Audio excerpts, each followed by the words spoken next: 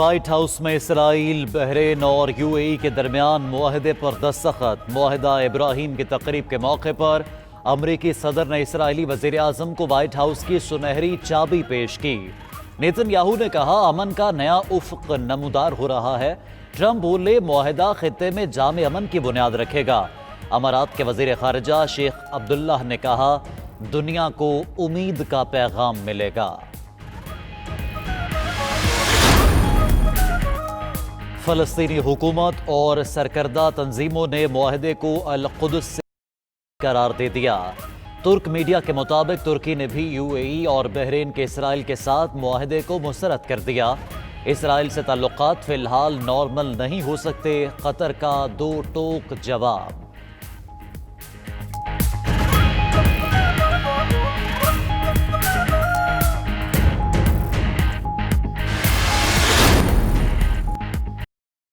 حضرت امام حسین علیہ السلام پر پی آئی اے کا عراق کے لیے خصوصی پروازیں چلانے کا اعلان۔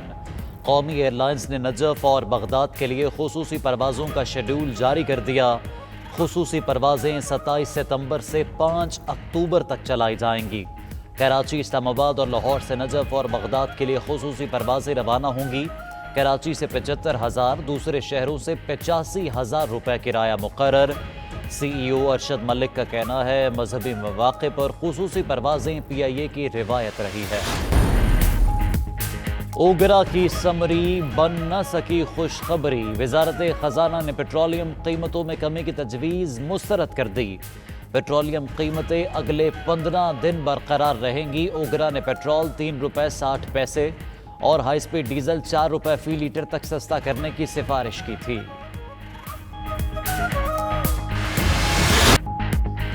بھارت کو پھر سبکی کا سامنا، شنگھائی تعاون تنظیم کا پاکستان کے نئے سیاسی نقشے پر اتفاق۔ اجلاس میں بھارتی مشیر قومی سلامتی اجیت دوول نے پاکستان کے سیاسی نقشے پر اعتراض اٹھایا تھا۔ پاکستانی مشیر قومی سلامتی ڈاکٹر موید یوسف نے نقشے کو ترجمان قرار دیا۔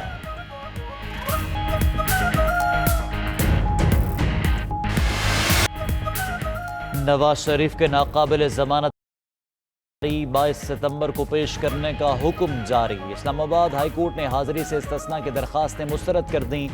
بذریعہ نمائندہ پیروی کی درخواست بھی مسترد۔ مفرور قرار دینے کی شروع۔ ادھر نواز شریف کی نئی medical reports Lahore high court میں جمع۔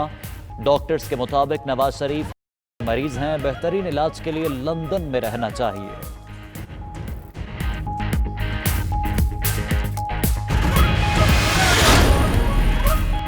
نواز شریف صحت یاب ہو کر آئیں گے اور عدالت میں پیش ہو جائیں گے۔ شاہد خاقان کہتے ہیں مستند ڈاکٹرز کے مطابق نواز شریف کی جان ابھی تک اور علاج کی ضرورت ہے۔ ادھر شبلی فراز کا کہنا ہے یہ جب اقتدار میں نہ ہو تو بیرون ملک چلے جاتے ہیں، اثاثے بھی باہر رکھتے ہیں۔ شہباز گل نے کہا میاں صاحب کی رپورٹیں ٹھیک نہیں آتی، تصویریں آتی رہتی ہیں۔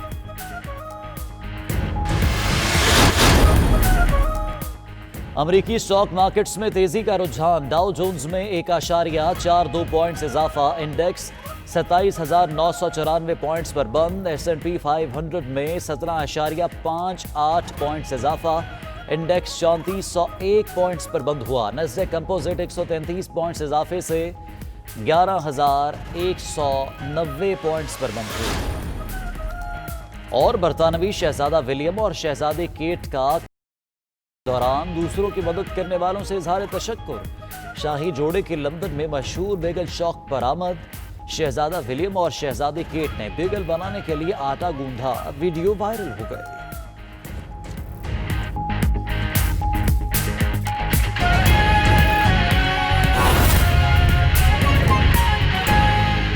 دی گئی جوہر ٹاؤن میں صرف کھیت تھے، وہاں لاہور سے کافی جوہر ٹاؤن باہر تھا، سڑک بھی وہ صحیح نہیں جاتی تھی، ٹوٹی ہوئی سڑک تھی۔ تو مجھے یاد ہے میں نے یہ کھیت دیکھے، 20 ایکڑ کی زمین تھی، اور ایک مجھے بڑی اچھی فیلنگ آئی کہ یہاں میں تصور کیا ایک پہلا پاکستان کا اسپیشلائز کینسر ہاسپٹل۔ اور وہ پھر جب سفر شروع ہوا تو ہر قسم کی مشکلات آئیں، کئی دفعہ ایسے دن ہوتے تھے جب کہ لگتا تھا کہ اب آگے ایک دیوار آ گئی، اب آگے نہیں پروجیکٹ جا سکتا. اور اسی طرح اس سے 20 سال بعد میں نے سوچا تھا میاں والی میں ایک ٹیکنیکل کالج بنا دوں. کیوں ٹیکنیکل کالج؟ کیونکہ میاں والی میں نوجوان بے روزگار تھے، منشیات کی طرف جا رہے تھے. تو میں نے کہا ٹیکنیکل کالج بناؤں گا، ان ہنر سیکھیں گے. تو کوئی زمینیں دکھاتے تھے مجھے، کوئی زمین، کوئی. پھر میں نے مجھے جدھر آج نمل یونیورسٹی بنی ہے اس زمین پہ مجھے لے گیا. سامنے ایک لیک تھی، پیچھے پہاڑیاں اور بیچ میں یہ زمین تھی. تو وہ مجھے یاد ہے جب میں نے وہ زمین دیکھی تو ٹیکنیکل کالج سے میں سوچا کہ یہاں تو یونیورسٹی بننی چاہیے. اور پھر جب میں نے فیصلہ کیا یونیورسٹی کا، سب نے کہا نہیں بن سکتی، کیونکہ کوئی بھی پرائیویٹ یونیورسٹی دیہات کے اندر نہیں بنی، صرف گورنمنٹ یونیورسٹیز دیہات میں بنتی ہے. اور لیکن وہ جو جگہ اتنی خوبصورت تھی اور ماشاءاللہ ہے، تو میں نے سوچا ٹیکنیکل کالج کے لیے تو وہ جگہ نہیں ہے، وہ یونیورسٹی کے لیے جگہ ہے. اس میں بھی بڑے پرابلمز آئے. سب نے کہا جی کہ آپ کو فیکلٹی، آپ کو پی ایچ ڈیز، آپ کو پروفیسرز ملیں گے نہیں جو اس ویرانے کے اندر جائیں گے. اور آج جو میں نے یہ اس کے اوپر کھڑے ہو کے وہاں دیکھا ہے، میں ایک ایسا آج آپ کے سامنے کہتا ہوں کہ میرے اندر ایک ایسی فیلنگ ہے کہ یہ جو ہم نیا پاکستان کا تصور کرتے ہیں، وہ یہ نیا پاکستان مجھے یہاں نظر آ رہا ہے.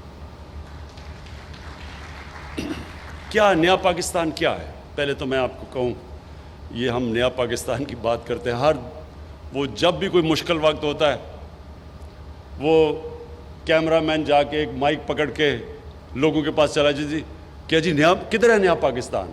تو لوگ برا بھلا کہتے ہیں کہ جی مہنگائی ہو گئی، اور واقعی مہنگائی ہوئی ہے، برے حالات ہیں. وہ کہتے ہیں جی بے روزگار ہیں، کدھر ہے نیا پاکستان؟ یہ اسی طرح ہی کراچی کے اندر مثلا فلڈ آئے ہوئے ہیں، تو آپ وہ بیچارے لوگوں کے اتنا پانی آیا ہوا، آپ جائیں جی بتائیں جی آپ کے کیا حالات ہیں، تو وہ کوئی تعریفیں کرے گا؟ تو جب ملک کے مشکل حالات ہیں تو لوگوں کے لیے مشکلات ہیں. ایک ملک کو آپ مقروض کر کے چلے جائیں، اس کو قرضے دینے ہوں، اس کے پاس مشکل سے پیسہ ہو اپنا ملک چلانے کے لیے، قرضے لے ملک چلانے کے لیے، تو جب وہ بیلٹ ٹائٹنگ کرتا ہے، خرچے کم کرتا ہے، تو اس میں تو لوگوں کو مشکل وقت گزرنا پڑے گا. یہ تو دنیا کی تاریخ ہے. تو اس کا یہ نہیں مطلب کہ اپنی خواب چھوٹی رکھو. دیکھیں دنیا میں جس نے بھی کوئی بڑا کام کیا ہے، اس نے اپنی صلاحیتوں کی وجہ سے نہیں کیا. وہ اس لیے نہیں کہ وہ بڑا پڑھا لکھا انسان تھا، وہ اس لیے نہیں کہ وہ بڑے امیر گھر میں پیدا ہوا تھا، وہ اس لیے کہ اس نے بڑا خواب دیکھا تھا.